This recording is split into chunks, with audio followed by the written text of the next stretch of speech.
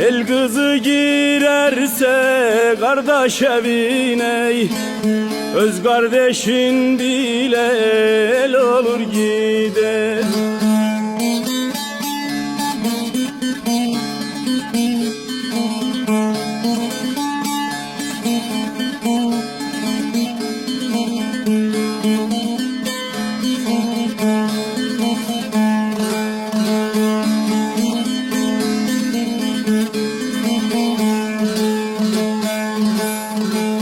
Bir toplum içinde ağır ol ağır, dar günün olursa kardeşin çağır.